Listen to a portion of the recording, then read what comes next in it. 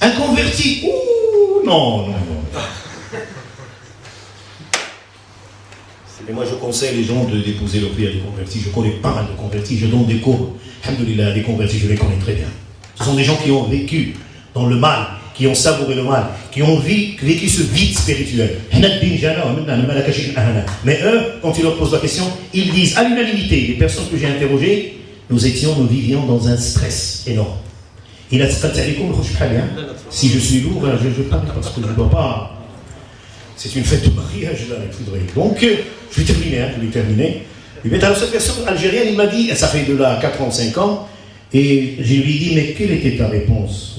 Quand la fille a dit, pour la 3e fois, je t'avertis mon père, la personne veut venir demander officiellement ma main. C'est la 3e fois que je te dis ça. Qu'est-ce que je fais? C'est la question qui m'a été posée.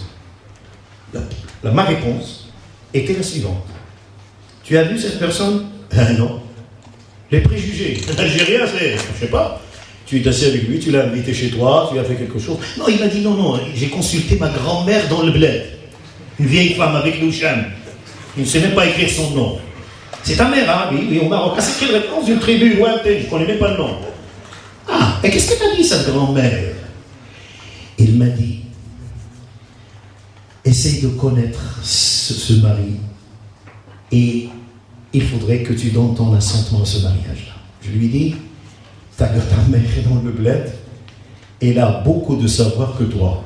Tu ne connais pas cette personne, tu ne l'as jamais invité, tu ne lui as pas parlé et tu le jettes parce qu'il est algérien. Il est resté une année au plus, il est venu, il m'a dit, j'ai fait ce que tu as dit. Ma fille a épousé l'Algérienne. C'est une heureuse famille, ils ont 2 petites filles. Une petite fille. Voilà. Donc, le fait de dire algérien, ce sont des clichés, ce sont des étiquettes qui n'ont rien à voir. Est-ce que Mohamed kan smitou rifi ou là, kan bnu Abdillah arabi? Adam, hein? Notre père est Hawa. Il est rifin, algérien, tunisien, de quelle nationalité? Nous sommes tous, alhamdoulilah, fils de Adam, qu'on soit Michel qui s'est converti, ou Aïcha, ou Fatima, nous sommes tous les fils de Adam et nous sommes les descendants de Noé, par voie de conséquence. 3e chose, c'est-à-dire il faut aller voir la famille, ça c'est ce que je passe. 3e chose, sa situation financière.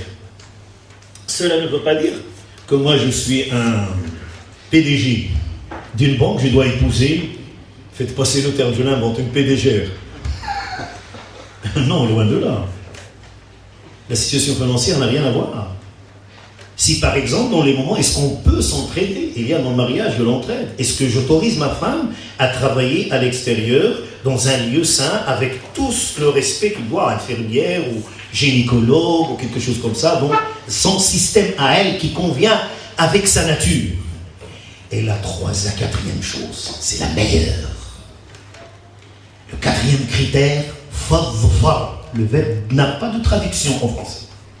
فاظفر بذات الدين يقول محمد بن عبد الله تربت يداك, c'est-à-dire la meilleure, le paroxysme du choix devrait se baser sur la religion.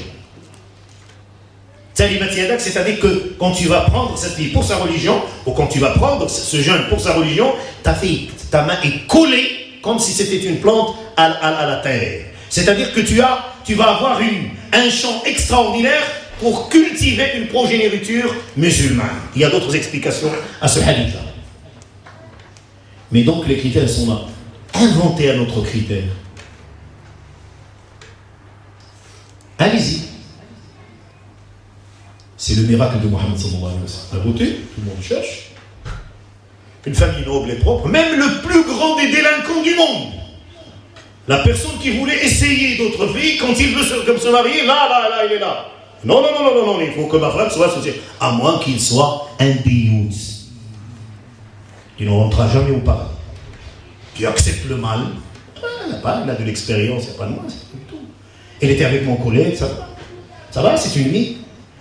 Et la question d'amour avant le mariage, c'est là la plus grande des aberrations. C'est les films égyptiens. C'est les séries françaises et américaines qui nous ont insufflé ce genre d'amour. Il faudrait que je la connaisse, que je l'embrasse, qu'elle soit entre mes mains, que mon cœur s'emplit dans son char. Le mariage, rien, Inch'Allah, mais il faudrait voir 4 mois, 5 mois de fiançailles, c'est permis par la religion. C'est pas le fiançailles d'aller sortir, de toucher la main, de caresser le visage et de faire ce qu'on a parlé.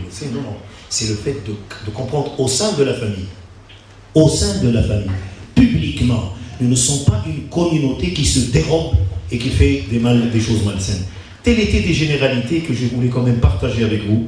J'aimerais bien que ce soit quand même quelque chose que vous essayez quand même de divulguer ailleurs.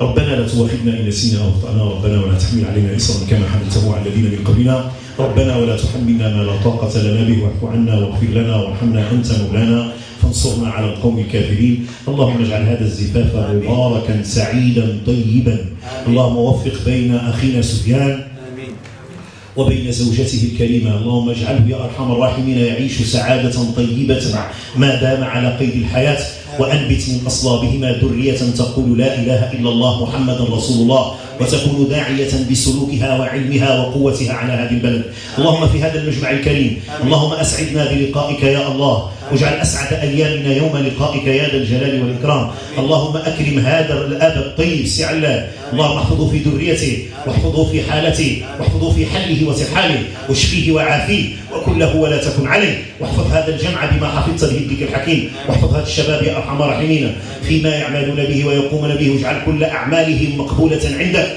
ترضاها وترضى بهم عنها واحفظهم في أسلافهم وذريتهم اللهم اخرج يا أرحم الراحمين من هذه الأمة من يدعو إليك يا أرحم بدون تعصب وبدون زيادة ولا نقصان واجعلنا على سيرة خير الأنام محمد عليه أفضل الصلاة والسلام أقول ما سمعتم وأستغفر الله لي ولكم وسائر المسلمين ويرحم الله عبدا قال آمين